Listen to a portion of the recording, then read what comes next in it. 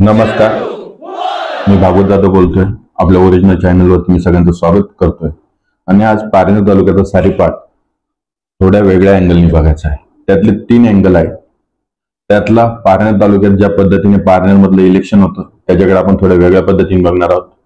स्थानिक स्वराज्य संस्थेच्या इलेक्शन मध्ये पारनेर तालुक्याची आमदारकी लपलेली आहे आणि ती कशा पद्धतीने पुढे येणार आहे ते सांगण्याचा मी प्रयत्न करणार आहे. आणि पारनेर विजन मध्ये बिबट्याचे जे प्रश्न आहेत ते आपण घेणार आहोत. परंतु पहिले 2 मुद्दे जे मी तुम्हाला सांगणार आहोत ते की नगराध्यक्ष पद हे मी थोड्या वेगळ्या अँगलने बघितलं. ते म्हणजे निलेश लंके यांच्या समोर जे पारनेर तालुक्यातले नेतृत्व आहे ते ज्या पद्धतीने आपली ताकद दाखवत आहे किंवा आपली ताकद आजमावत आहे, याला जे बळ मिळते ते सुजय विखेंकडून मिळतंय. त्यामुळे निलेश लंके यांच्या विरुद्धचा संघर्ष जो आहे तो थेट सुजय विखेंशी आहे. आणि सुजय विखे पारनेर तालुक्याच्या राजकारणामध्ये सक्रिय असतात. वेगवेगळ्या पद्धतीने ते वेगवेगळ्या लोकांना बळ देत असतात आणि निलेश लंके यांच्या समोर एक वेगळं आव्हान ते निर्माण करत असतात.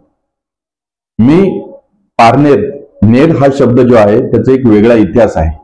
ज्या ज्या गावांना नेर हा शब्द मिळालाय त्याचं कारण म्हणजे ज्या पद्धतीने सह्याद्रीच्या डोंगरातून जे पाणी आलं त्या पाण्यानंतर जिथं जिथं सुपीकता किंवा जिथं जिथं पठार भाग जमला त्या पठार भागानंतर पुन्हा एकदा पाणी आणि पठार भाग याचं जे एक समतोल झालं तिथं नेर हा शब्द मिळतो. त्यामुळे पारनेर तालुक्याची एक वेगळी ओळख आहे. पारनेर तालुक्याला एक नावातच एक वेगळा इतिहास दडलेला आहे. आता हे सांगत असताना ऋषींचा एक इतिहास आहे, सेनापती बापटांचा एक इतिहास आहे आणि हे सगळे इतिहास पारनेर तालुक्यातला एक वेगळ्या उंचीवर नेऊन जातात किंवा एका वेगळी उंची पारनेर तालुक्याने निश्चितपणे मिळवलेली आहे. मग अण्णा हजारेंसारखे एक व्यक्तिमत्व असेल, त्यांनी राळेगण सिद्धी हे नाव जगाच्या कानाकोपऱ्यात का पोहोचवलं किंवा दिल्लीतलं त्यांचं आंदोलन असेल, हा तालुका फार स्वाभिमानी आहे. या स्वाभिमानी तालुक्यामध्ये जे राजकारण चाललेलं आहे सध्याचं, त्या राजकारणाची पातळी दिवसेंदिवस घसरत चालली ही एक वस्तुस्थिती आहे. त्यामुळे मला घोडे बाजार किंवा काय झालं याच्यात फारसा रस नाहीये. मी फक्त एक गोष्ट निश्चित सांगतो, नगराध्यक्ष पदाच्या इलेक्शन मध्ये खरी ताकद पणाला लागणार आहे तिथल्या स्थानिक नेतृत्वाची आणि निलेश लंके यांची. निलेश लंके यांच्या विरोधातलं जे स्थानिक नेतृत्व तिथं ज्या पद्धतीने आक्रमकतेने लढत आहेत, मग त्याच्यात नाव घेताना घ्यायचं ठरलं तर तरुण तलबदार नेतृत्व जे आहे विजय आवटे असतील, मग त्यांच्या बरोबर अनेक लोक आहेत. मी आता सगळ्यांची नावं घेणं टाळतोय. आता हे सांगत असताना विकासाची गंगा पारनेरच्या भागात वाहो, बाजार तळ्यावरचा पाण्याचा प्रश्न असो किंवा पारनेर मधून जे ओढ्याची जी स्थिती आहे त्याचं सुजलाम सुफलाम हो, पारनेर तालुक्याच्या बाबतीत पारनेर खुद्द इथं अतिशय चांगल्या पद्धतीने स्वच्छता अभियान राबण्याची एक गरज आहे, ही वस्तुस्थिती आहे. आता ह्या सगळ्या गोष्टी मी सांगत असताना आता आपण पुढे वेगळ्या प्रश्नाकडे येऊ. ते म्हणजे पारनेर तालुक्याचं राजकीय गणित कशात लपलेले आहेत, तर ते स्थानिक स्वराज्य संस्थेच्या इलेक्शन मध्ये पुढच्या आमदारकी लपलेली आहे. हे मी तुम्हाला एक वेगळ्या पद्धतीने पुन्हा एकदा सांगण्याचा मी प्रयत्न करतो. एक तर पारनेर तालुक्याची आमदारकी मिळण्यासाठी फार भाग्य लागतं. जे जे कोणी आमदार झालेले आहेत आतापर्यंतचे त्यांच्यात एक वेगवेगळी USB आहे किंवा एक वेगवेगळ्या प्रकारचं त्यांचं अंग आहे. त्याला पारनेर तालुक्या जनतेनी आणि नगरचा जे काही भाग जोडलेला आहे त्या जनतेने मतदान केलेलं आहे. ते कसं, तर थोडक्यात एक सांगायचं ठरलं तर दाते सरांबद्दल तुम्ही बोलायचं घेतलं असाल तर दाते सर हे संयमी नेतृत्व आहे, शांत नेतृत्व आहे, संयमी नेतृत्व आहे. हे नेतृत्व आज एका दिवसात पुढे आलंय का? अजिबात नाही. त्यांनी ज्या पद्धतीने राजकारणाची एक वेगळी दिशा ठरवली त्या दिशेमध्ये त्यांनी वेगवेगळ्या टप्प्यावरती वेगवेगळ्या लोकांबरोबर काम केले. जर सुरुवात बघितली तर वसंतराव जावरे जे आदरणीय आमदार होते त्यांच्याबरोबर त्यांनी केली, त्याच्यानंतर विजय आवटेंबरोबर केले आणि नंतर ते आमदार झाले. त्या आमदारकीमध्ये सुजय विखेंचा हात आहे. तसंच तिथल्या स्थानिक नेतृत्व जे जे आज आमदारकीचे दावेदार आहेत त्यांनी दाते सरांना मदत केली, हा एक इतिहास आहे.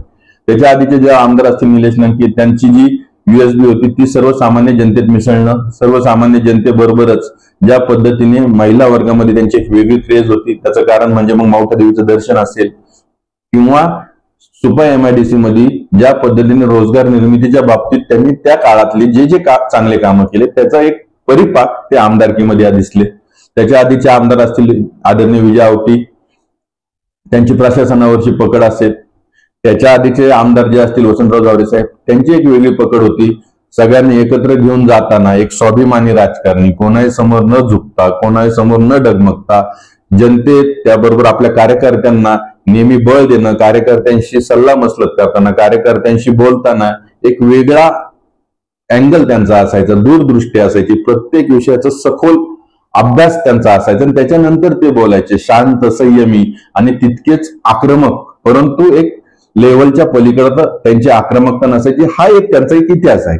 त्याच्या आधीचे तुम्ही आमदार बघसाल, मग गुंजाळ साहेब आमदार असतील, त्याच्या आधी इथं शेतकरी कम्युनिस्टांचे ठुले आमदार असतील, कानूर पठारचे, अनेक आमदारांचे अनेक USB होते. मी ज्यावेळेस पारनेर तालुक्याचे जे आमदार आहेत त्यांच्या प्रत्येकांचे ज्यावेळेस मी बघत होतो, त्यांचा कार्यकाळ बघत होतो, त्यावेळेस एक गोष्ट देण्यात आली की पारनेर तालुका हा वेगवेगळ्या ठिकाणी वेगवेगळ्या लोकांना मतदान देताना वेगवेगळ्या पद्धतीचा विचार करतो. मग कम्युनिस्टांचा विचार असेल, त्याच्या आधी सहकार क्षेत्राचा विचार असेल, त्याच्या आधी वेगवेगळ्या विचारांना घेऊन चालणारा हा तालुका आहे. आता ह्या तालुक्यातल्या दोन गोष्टी आहेत.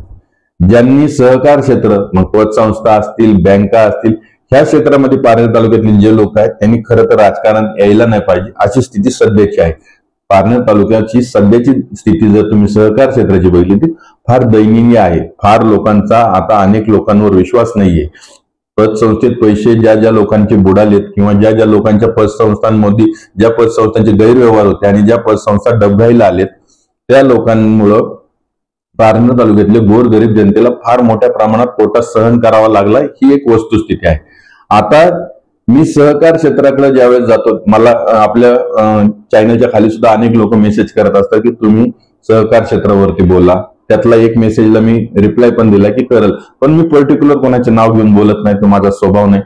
दुसरी गोष्ट, सहकार क्षेत्रात ज्यावेळेस तुम्ही पैसे देत असता किंवा पैसे तिथं तुम्ही ठेवत असतात त्यावेळेस तुम्ही कशा पद्धतीने ठेवले पाहिजे याचा एक विचार केला पाहिजे. ज्यावेळेस मी इकॉनॉमिक्सच्या भाषेत जर बोलायचं ठरलं तर काही पैसे तुम्ही बँकांमध्ये ठेवले पाहिजे, ते पण नॅशनलाइज, काही पोस्टात, काही पतसंस्थेत. तुम्ही एकावरती डिपेंडंट न राहता किंवा एका गोष्टीकडे सगळं आपली पोटाची जी घामाची कष्टाची आहे ती पैसे त्याच्यात नाही टाकले पाहिजे. हा खरा त्याच्या पाठीमागचा मतितार्थ. परंतु वस्तुस्थिती हीच आहे की सहकार क्षेत्र पारनेर तालुक्यात डबघाईला आलंय. आता त्याच्यानंतर आपण येतो वेगवेगळ्या राजकीय नेतृत्वांकडे जे पारनेर तालुक्याचे पुढचे आमदार होऊ शकतात.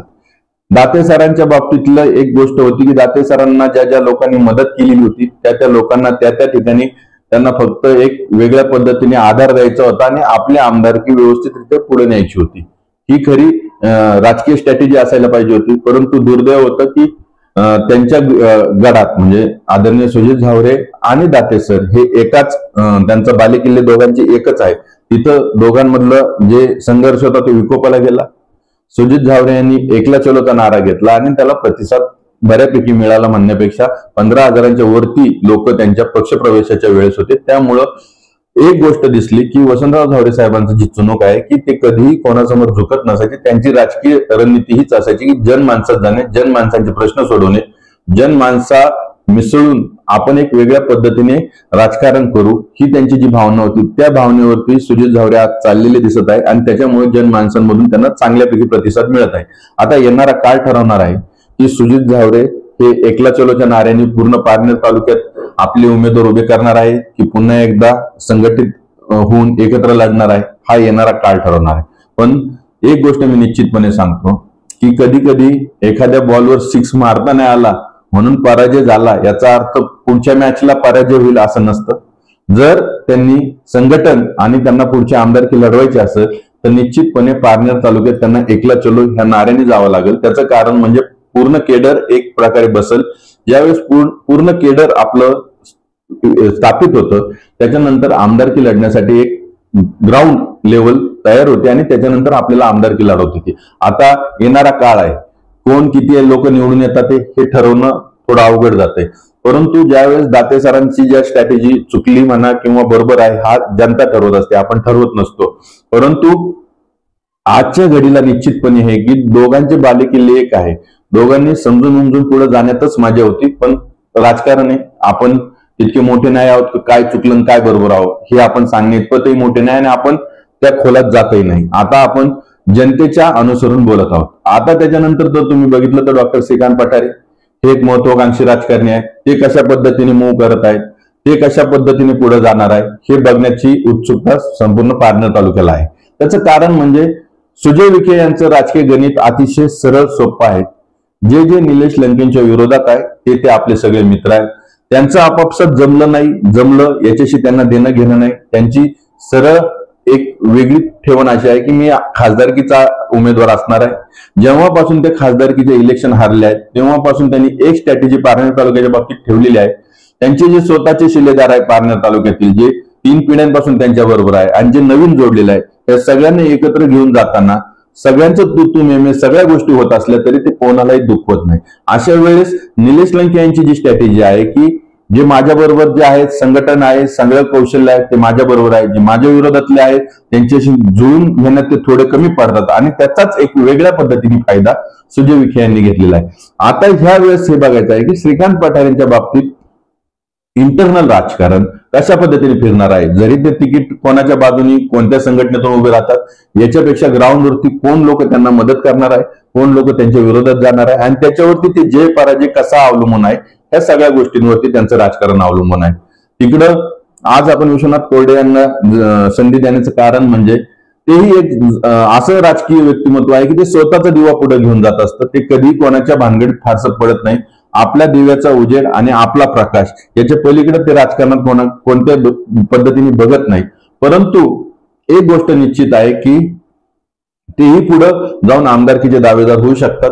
त्याचे वेगवेगळे कारण आहेत. परंतु आजच्या घडीला काही त्यांना जर पाठीमागे येण्याचे काही कारण असतील तर त्यातलं पुन्हा एक सहकार क्षेत्र हे गोष्ट अशी आहे की ज्या ज्या लोकांना राजकारणात यायचं असेल किंवा राजकारणात असतील त्यांनी सहकारापासून लांब राहणंच योग्य आहे. त्याचं कारण म्हणजे पारनेर तालुक्याची सद्यस्थिती अशी आहे की सहकार क्षेत्रातल्या ज्या ज्या पतसंस्था असतील, ज्या ज्या बँका असतील, सगळ्यांची स्थिती ज्या पद्धतीने ते पुढे चालले आहेत ते बघता राजकारण आणि सहकार क्षेत्र हे वेगळं असलं पाहिजे, ही सध्याची पारनेर तालुक्याची स्थिती आहे.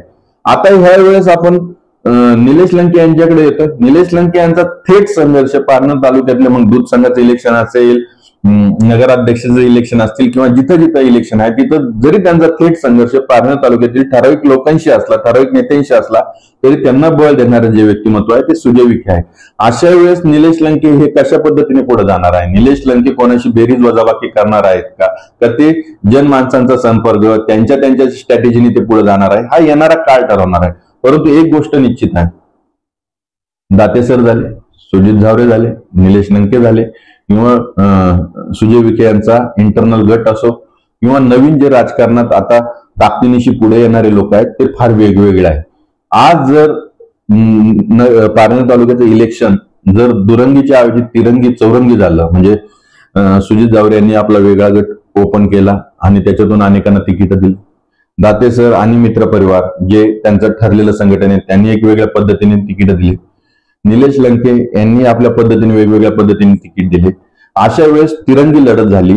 तर ह्या तिरंगी लढतीमध्ये मी तुम्हाला आजच सांगतो की नवीन नवीन उमेदवारांना तिकीट मिळणार,